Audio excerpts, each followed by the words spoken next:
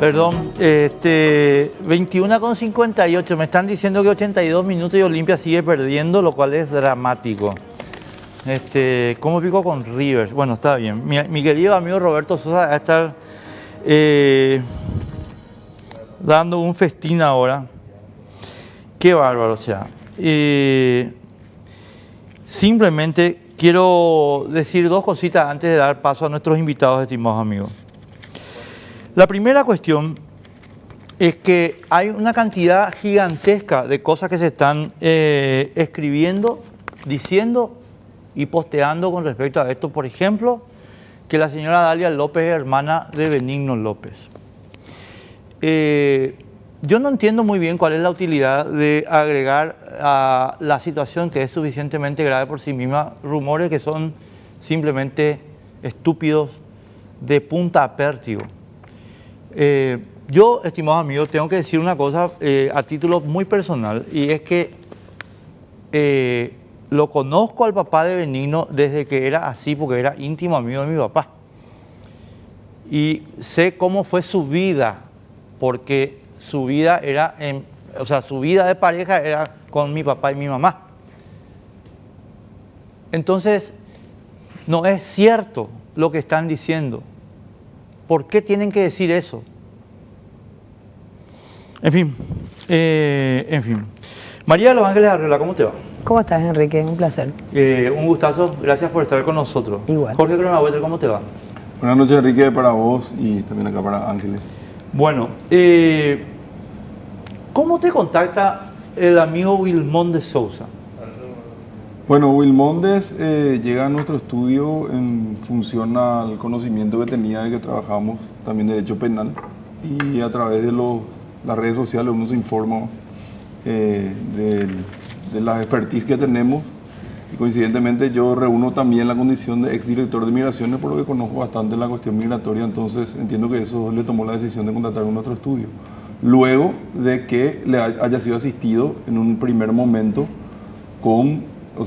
a través de otro profesional que fue el que le recomendó la abstención, por lo cual la Fiscalía no pudo tener la información que posteriormente nuestro cliente brinda ante el juzgado antes de la imposición de medida cautelar.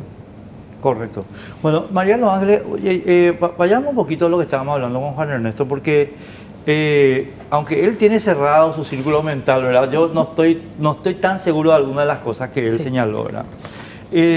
Yo quiero poner de vuelta en perspectiva, María de los Ángeles, para que vos entiendas y Jorge también un poquito la construcción que yo hago. A mí hay una cuestión técnica que son las que ustedes me van a aplicar, pero la cuestión técnica para mí es simplemente el respaldo para explicar que la señora Dalia López Troche tiene un fuerte soporte político según mi hipótesis, que puede estar equivocado o no, ¿verdad? Ya lo veremos. Pero en la construcción de esa hipótesis yo necesito ir a la cuestión técnica. ¿Se entiende mi punto, verdad? Totalmente. Bueno, entonces, ¿qué información vos estás teniendo sobre cómo se manejó en Migraciones el tema?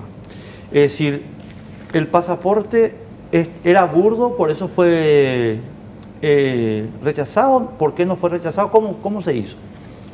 Bueno, en realidad a mí me informan que el pasaporte en sí, al pasar por el escáner, cumple con las medidas de seguridad, por llamarlo así, y lo que arroja en un momento dado, en uno de los checklists, sale como que no coincidía. Una vez cuando verifica con las huellas, con el contenido del pasaporte... Porque eso se pasa por un escáner. Se pasa por un escáner, sí, que es del sistema que acá el doctor conoce bien, que es el PIR Midas, que se inaugura con la administración del doctor Corona. Y eso lanza unas cuantas luces, una violeta, una blanca, y en la pantalla le figura al inspector un checklist donde va diciendo la medida 1 tiene, el agua tiene, esto tiene, y controla el contenido del pasaporte. Es ahí donde llama al personal de la de identificaciones que está ahí, que en realidad es el personal informática de la policía. Esta persona era una mujer, le dice que ese pasaporte, según lo que a mí me cuentan, ¿verdad? Porque sabrá que asumí el día viernes. Le cuenta que ese pasaporte no tiene un prontuario porque los datos que arrojaba ese sistema no coincidía con los datos de identificaciones. Según me cuentan a mí, en ese momento el funcionario que atiende, que pasa el pasaporte por el scan, avisa a su jefe, que es el jefe del aeropuerto. Es dependiente tuyo. De migraciones, exactamente. Sí. El funcionario de migraciones le avisa al jefe de aeropuerto, que es el de migraciones. Según declara, o sea, dice, le avisa al exdirector de migraciones, a Penayo, y espera. Pero en ese momento él mismo le entrega el pasaporte a la persona que trae ese documento. En el momento que reacciona un personal de migraciones, que no fue el director sino otro funcionario, y le llama a este señor que es el encargado del aeropuerto, le dice, bueno, ¿detuviste el documento o no? No, se fue. No, anda a seguir, ve, tenés que detener. Le dijo, se fue. En ese momento tengo entendido que el exdirector, el doctor Penayo, avisa o envía, y de ahí sale el tema del aviso al ministerio, y se labra un acta, pero se labra un acta que tengo ahí en el teléfono, ¿verdad? El acta se labra a las 12 del mediodía. Esto acontece a las 10:15 de la mañana. Sí, correcto. Entonces ellos deciden labrar el acta por el hecho de que sí había esa inconsistencia en los datos del pasaporte en sí. Entonces ahí es absoluta responsabilidad y es lo que se va a demostrar o no dentro del sumario que se va a iniciar. Claro, ahora sí. Ahí es donde yo digo, María de los Ángeles, que ahí es donde vuelvo a mi figura, ¿verdad? De la señora con influencia. Sí. Porque viene el procedimiento habitual es esperar para hacer el aviso. Yo tengo entendido que no. No, en absoluto. De hecho, yo los había escuchado al doctor en otros medios. El procedimiento sería según el artículo 57 de la 978, que es la ley de migraciones. Uno incauta ese documento porque el inspector migratorio tiene la potestad de hacer eso. Recordá que nosotros no somos alguien que controla entrada y salida, nosotros somos el primer filtro de seguridad del país. Claro. Nosotros estamos dedicados a eso. Nosotros tenemos un soporte técnico que nos permite saber quién tiene restricción de salida, quién tiene prohibición de salida, quién tiene orden de captura. Eso salta. Nosotros somos un organismo de seguridad más allá y después se deriva a las autoridades competentes. No me pregunte por qué, porque no lo sé. Eso lo voy a saber claro, en el proceso, ¿verdad? A ver, constatemos un hecho. El inspector que dice que espera viola la ley. Sí. Categórico. Totalmente. ¿No? Y la violación, ahí entonces yo entro con mi hipótesis. La violación de la ley claro. no puede surgir más que de un soporte político. Pasa que según cuenta, ¿verdad? Eso sucede en segundos. En cuestión de segundos, ¿verdad? Cierto, te entiendo y comparto también, ¿verdad?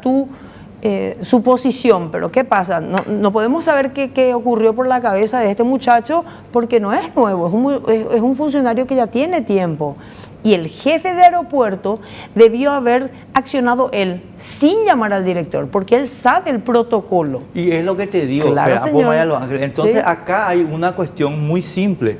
La señora Dalia López Troche manda en el aeropuerto. Eso no lo puedo asegurar. No, yo te digo como, o sea, el señor tenía que cumplir el artículo 57, no cumplió. El jefe tenía que cumplir el artículo 57, no cumplió. Luego la señora es la que daba las órdenes. 1 más 1 es 2. Nosotros ordenamos de hecho, hay una intervención en este momento en migraciones, a partir del viernes. Sí, yo sé. Bueno, estas personas ya fueron, creo que citadas o algo por el auditor del ministerio. Nosotros ya se fueron apartados en este momento del cargo, vamos a iniciar el sumario y yo no quiero deslindar responsabilidad de la institución porque es total y absoluta. Comparto lo que dijo el ministro Villamayor porque el personal tiene que hacerse responsable. porque yo funcionario de migraciones, debo conocer mi ley, las leyes nacionales y debo actuar. Si no actúo, yo tengo que responder por los actos. Es que María de los Ángeles, te voy a decir algo. No es verdad que el funcionario no conozca la ley. Bueno. O sea, si te dice que no Sí. conoce la ley, primero tenés que echarle porque no conoce la ley. Claro. Y segundo, sí conoce la ley. Lo que pasa es que tiene una orden superior. Es que es la hipótesis que estábamos discutiendo con Juan Claro. Ernesto. ¿Entendés? Que es válida, toda hipótesis son válidas. El tipo Enrique. tiene orden Sí. superior. Porque cuando yo me voy al aeropuerto, que soy más o menos conocido, ¿verdad? O sea, el tipo me revisa el pasaporte, que es su obligación. Claro. ¿Entendés? No es que me dice, che, van a pasar, pues yo te veo. No, boludo, vos te me crees. Claro. Entonces cuando me dicen, no, mira, lo que pasa es que es Ronaldinho, que pues no. Bueno, eso nomás es. Mi punto es ese. Ese es solo mi punto. Jorge, vos hiciste una declaración la vez pasada interesantísima, que es una de las bases centrales de mi hipótesis. O sea, vos tenés la culpa, ya te digo bien, vos. Y es que vos hiciste la declaración de que en realidad la que gestionó el pasaporte es Dalia López Troche. ¿Puedes, por favor, sintetizar esa posición? Bueno, en primer lugar, te cuento, Enrique, yo lo que hice fue transmitir lo que nuestro cliente declaró ante el juzgado, justamente en la intención que tiene nuestra defensa de que se sepa lo que ocurrió realmente y si determinen las responsabilidades individuales de cada uno de los que estuvieron participando de esto. ¿Quién produjo? ¿Quién usó? Y se discrimine si existe o no una asociación criminal por la cual hoy está imputado única y exclusivamente mi cliente. O sea, se creó como una fantasía donde se dice que hay una asociación criminal a la que pertenece mi cliente por un hecho. Una asociación criminal es cuando hay hechos repetidos y hay una estructura jerárquicamente formada, pero después vamos a entrar a discusión de eso. A lo que voy es, él manifestó de que él fue contactado en su carácter de empresario y tuvo una relación previa comercial con la señora Dalia, entonces del juzgado, en la cual la señora de mi cliente, la señora Paula Lira, vino acá a Paraguay y conjuntamente con la señora Dalia López hace el proceso para obtención de su cédula de identidad, de ella, pero de la cédula de identidad original. De la señora Lira. De la señora Lira. Se va ante migraciones, consigue la radicación permanente, que es el primer requisito para un extranjero poder adquirir su cédula, se va a identificaciones, consigue la cédula de identidad, lleva la cédula de identidad original, normal, y que en la nota justamente que la DINAC expone como que presenta a la organización solicitando la admisión, figura la cédula de Paula, porque Paula participó también en la recepción de Ronaldinho. Es 8 millones y algo el número de cédula que le correspondió. Entonces, en ese entendimiento de que la cédula de identidad gestionada era original, se solicitó la intermediación de esta señora para también obtener la cédula de identidad del marido y posteriormente de estas dos personas, Ronaldinho y su hermano. Insisto en ese punto porque eso es importante que se sepa. La señora ya tenía una cédula original y la solicitud que se hace... Que se había realizado gracias a la gestión de Dalia. De la señora, o sea, la señora Dalia acompañó y, bueno, a gente que la acompañó a ella también, ¿verdad? O sea, fueron varias personas según el relato. Entonces, ellos solicitan, bueno, perfecto. Yo quiero también la cédula de identidad paraguaya. ¿Por qué una persona quiere cédula de identidad paraguaya? Porque acá, al tener cédula de identidad paraguaya, vos podés participar del directorio de empresa, podés abrir cuenta bancaria, etc. Por eso un extranjero quiere la cédula. Entonces, ¿cuál es el punto importante? Bueno, vamos a irnos. Ronaldinho también va a ir a hacer el proceso. No hace falta, le dice. Dalia. Dalia. No hace falta. ¿Y cómo no hace falta? No, yo voy a estirar los datos por un acuerdo de Mercosur, que no existe. Yo voy a estirar los datos del Brasil. Como es una persona muy conocida, entonces va a despertar mucho revuelo su venida, entonces déjame mi cargo. Y posteriormente ella consigue los documentos y se los envía allá. O sea, viene la señora, se los entrega ella en Asunción, para aclarar también ese punto que estaba en discusión. Dalia entrega estos pasaportes Y cédula a Paula, a Paula aquí en Asunción. Lira, en Asunción, y ella va al Brasil, se lo entrega a su marido le entrega a Rolandinho y a su hermano. Ese es el relato que se desprende de lo que mi cliente declaró ante el juzgado. No lo hizo ante el Ministerio Público porque en ese entonces no tenía nuestra asistencia, ¿verdad? Nosotros empezamos nuestro trabajo recién, ya con la imposición de medida en la audiencia 242 del juzgado. Bueno, ¿ustedes pudieron ver los pasaportes? La verdad que no tuve oportunidad de ver. Yo hasta ¿Vos? ahora no. Sí, vi. Y es así como decía Juan Ernesto hace un rato. Sí, yo coincido con la versión de él. La segunda hoja, nosotros tuvimos mucha capacitación también en mi... Sí, cuando tuviste director. La segunda hoja, en algún momento se va a ver que es la que tiene los datos de la persona. Está plastificada de manera burda, porque ni siquiera llega a los bordes de la plastificación.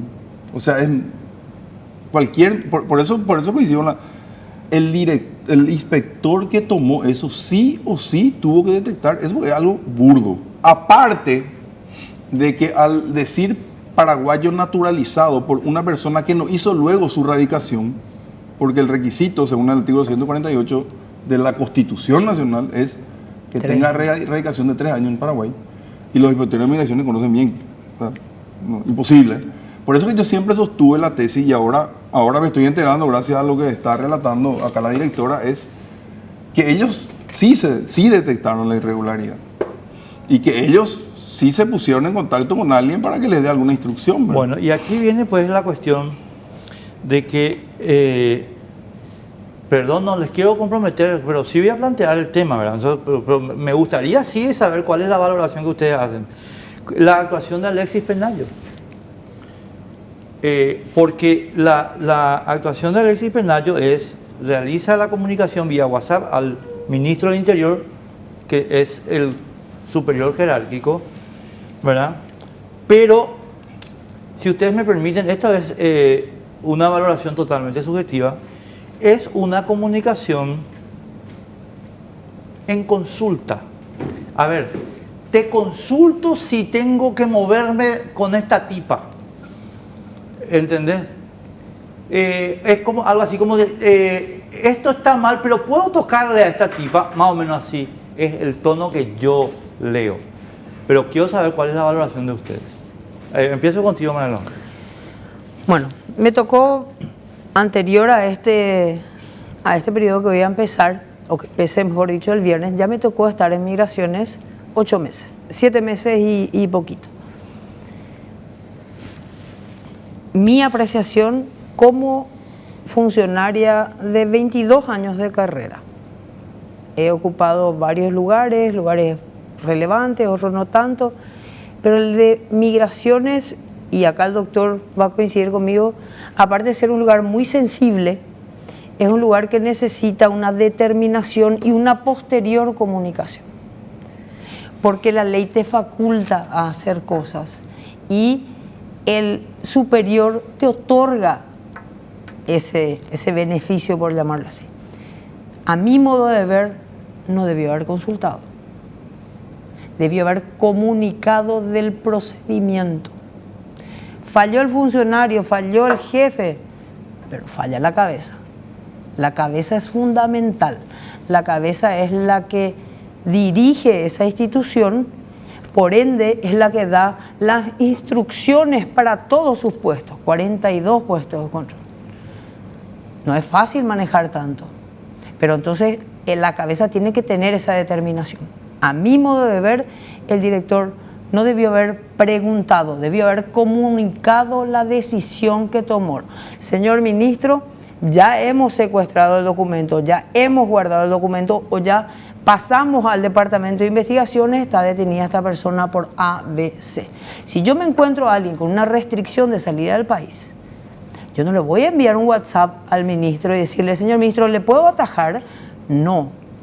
Se ataja, se comunica. Si yo me salta una alerta de Interpol de alguien buscado y me está ingresando, yo no puedo esperar, no puedo preguntar.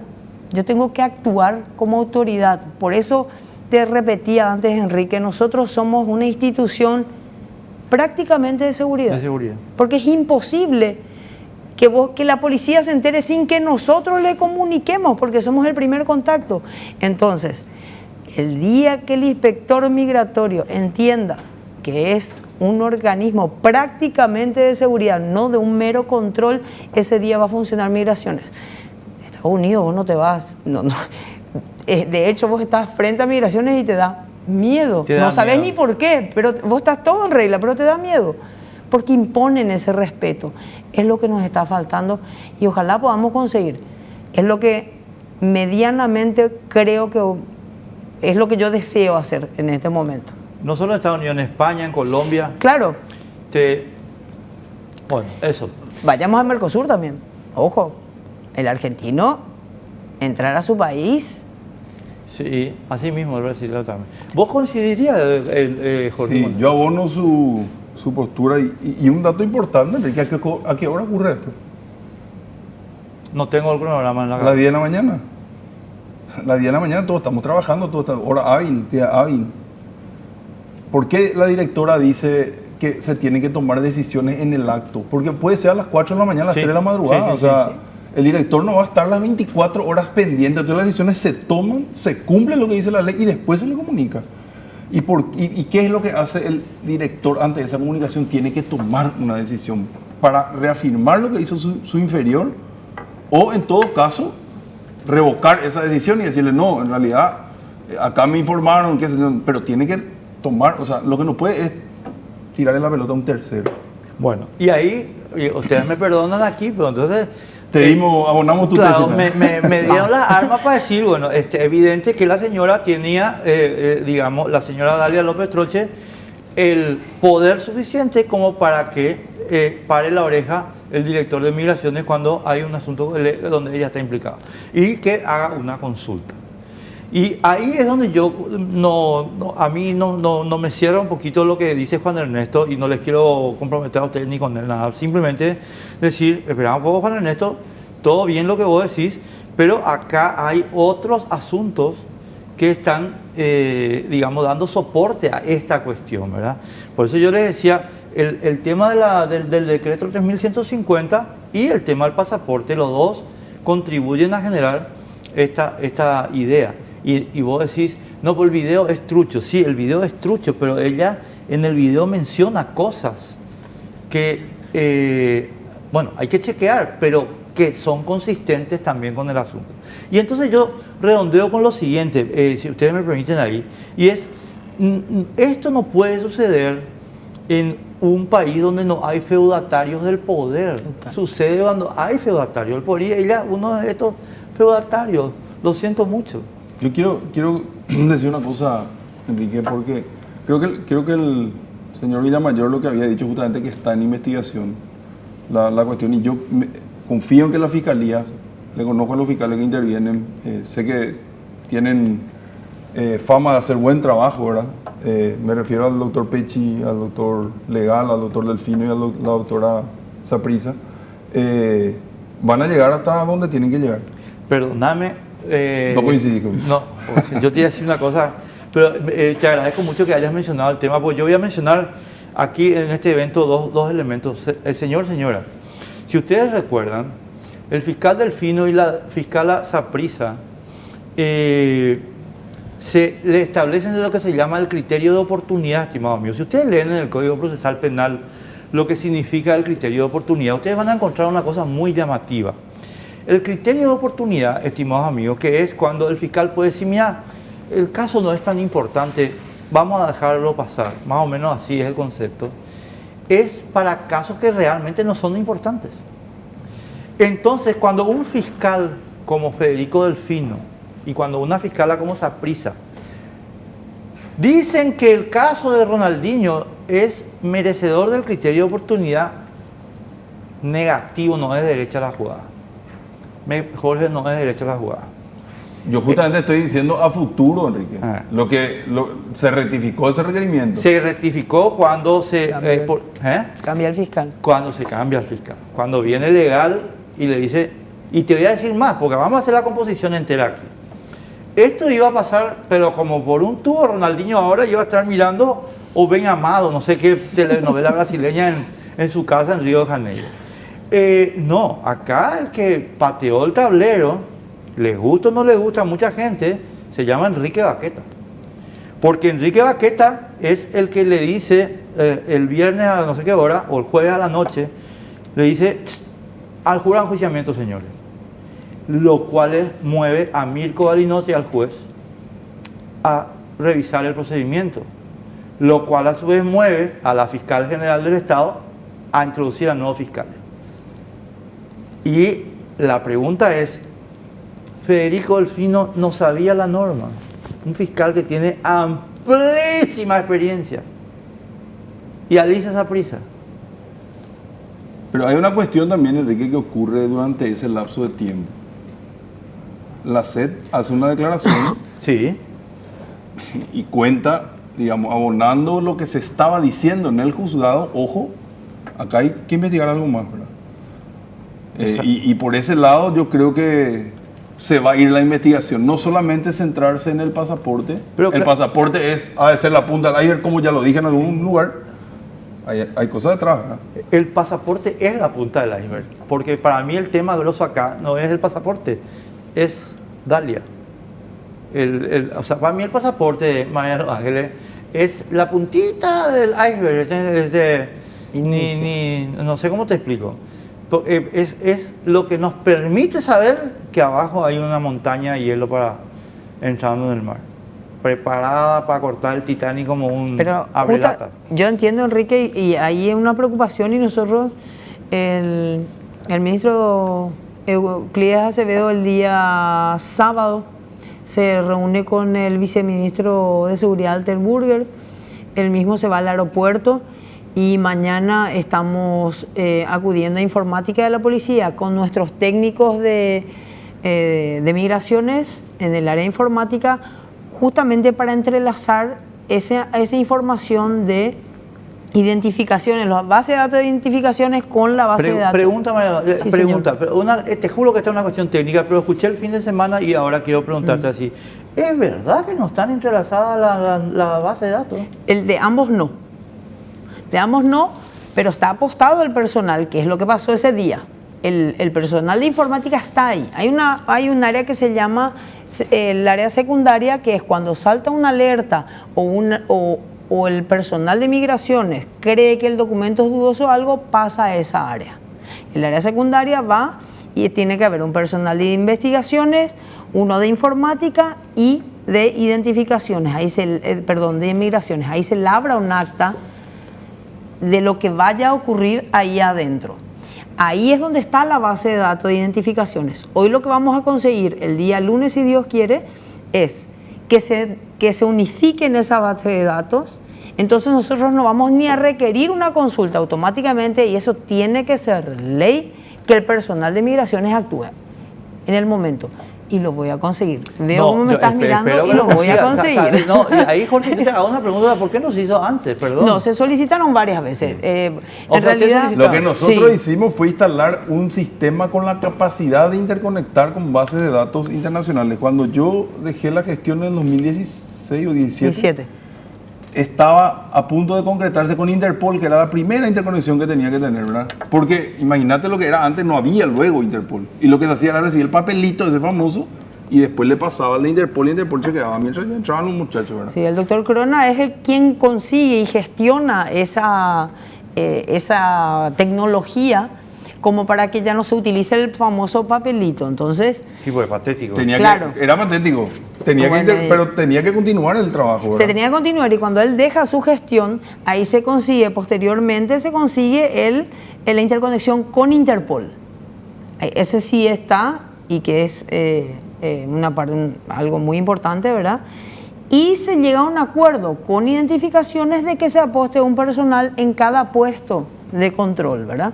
Perfecto, hasta ahí vamos bien, pero en el caso de no contar con un personal, o el personal debió haber salido o algo, ahí es donde se genera una brecha, una lagunita, y se puede llegar a lo que pasó. Exactamente. Entonces, el día de mañana estamos ya trabajando estuve este fin de semana trabajando en el tema de un protocolo que el señor ministro está haciendo, y mañana van a estar trabajando los personales de tecnología de migraciones con los de la policía mi TIC y van a entrelazar eso.